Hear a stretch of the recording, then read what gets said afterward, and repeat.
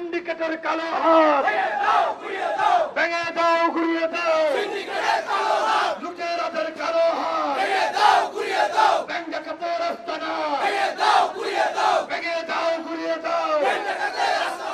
ওবায়দুল কাদের কিছুদিন আগে কি নির্লজ্জের মতো কথা বলেছেন যে আজিজ বেনজির সরকারের কেউ না। তাহলে কি আজিজ বেনজির আমাদের লোক, বিএনপি জামাতের লোক? হৃষ্টপুষ্ট করে আজিজকে আপনার বর্ডার গার্ড বিজেপির প্রধান থেকে সেনা প্রধান বানিয়েছেন। আজিজের খুনি ভাইদেরকে রাষ্ট্রপতির ক্ষমায় মুক্ত করেছেন। বেনজিরকে ডিএমপি কমিশনার থেকে আপনার বিরোধী দলকে গুম খুন করার জন্য র্যাবের প্রধান বানিয়েছেন, কসাই বানিয়েছেন, তারপরে পুলিশ প্রধান বানিয়েছেন। এমনকি মার্কিন যুক্তরাষ্ট্র যখন 7 জনকে গুরুতর মানবাধিকার লঙ্ঘন এবং দুর্নীতির কারণে নিষেধাজ্ঞা দিল, সেই সময় আপনারা তাদের বিরুদ্ধে ব্যবস্থা নেন নাই। নিষেধাজ্ঞার পরে পুলিশ প্রধান পদে বেনজিরকে বহাল রেখেছেন।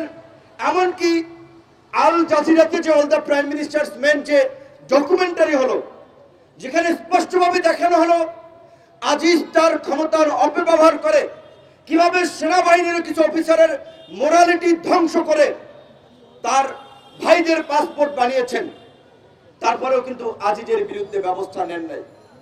কারণ এই জনবিচ্ছিন্ন লুটেরা ভারতীয় তাবেদার সরকার ক্ষমতায় থাকতেই বিরোধী দলের দমন পীড়নের জন্যই আজিজ বেনজিরদের মতো কসাই তৈরি করেছে।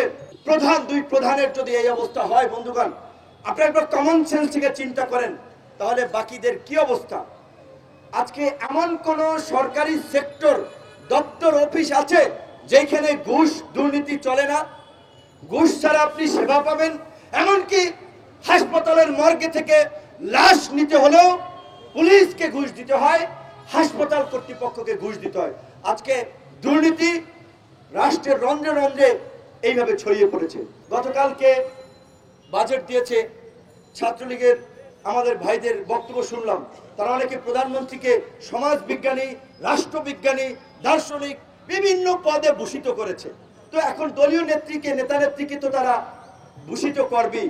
সমাজবিজ্ঞানী, রাষ্ট্রবিজ্ঞানী, দার্শনিক, কূটনীতিক, আন্তর্জাতিক, হ্যাং ত্যাং, এমনকি এমনও বলেছে যে শেখ হাসিনার হাতে যতদিন দেশ থাকবে উপমহাদেশ ছাড়িয়ে এশিয়ার সবচেয়ে উন্নত সমৃদ্ধ রাষ্ট্র নাকি হবে।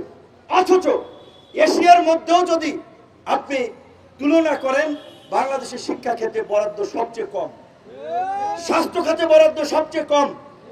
তো এই যে আমাদের ছাত্রলীগের বন্ধুরা, ছাত্র বন্ধুরা পড়াশোনা করেও তারা গোয়েবলসের মতো সরকারের দালালি করার জন্য, লেজুর ভিত্তি করার জন্য মিথ্যা কথা বলে জাতিকে বিভ্রান্ত করছেন, তরুণ সমাজকে নৈতিকভাবে বিচ্যুত করছেন মিথ্যার ফাঁপা বেলুন দিয়ে যে এটা শিক্ষা বান্ধব বাজেট, স্বাস্থ্য বান্ধব বাজেট, কৃষি বান্ধব বাজেট। অনেক দিন ধরে আমাদের সর্বমহলের বুদ্ধিজীবীরা বলে আসছেন বাজেটের ন্যূনতম 20% শিক্ষা খাতে বরাদ্দ দেওয়া উচিত বাংলাদেশের মতো একটা অনুন্নত এবং ওভার পপুলেটেড কান্ট্রির জন্য। এখন পর্যন্ত 53 বছরের ইতিহাসেও শিক্ষা খাতে বাজেট 12% ছাড়াইতে পারে নাই। গতবার ছিল 11.57, এইবার করেছে 11.88। তারপরে এই বাজেটে আপনি রিক্সা চালাইবেন, ব্যবসা করবেন, আপনার বাবা ভাই বাইরের দেশে ওই মরুর বুকে আপনার রোদে ঘামে বৃষ্টিতে ভিজে পয়সা ইনকাম করবে, দেশে পাঠাইবেন। এই বৈধ টাকা যদি ব্যাংকেও রাখেন, সম্পদও করেন, আপনাকে কর দিতে হবে। সেই করের মাত্রা সর্বোচ্চ সম্পদের ভেদে 30% পর্যন্ত।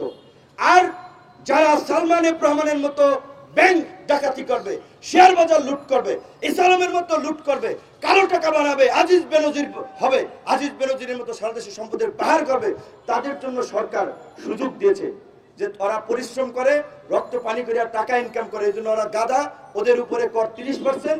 তোমরা চুরি চামারি করবা, গণভবনে কিছু পাঠাবা, এই বিভিন্ন বাহিনীর প্রধানদেরকে কিছু দিবা, তোমাদের জন্য কর কত? 15%। এই সরকার চোরকে প্রোটেকশন দেওয়ার জন্য, অবৈধ লুটেরাদের সুযোগ দেওয়ার জন্য এই কালো টাকা সাদা করার নামে মাত্র 15% করে এটা সুযোগ দিয়েছে।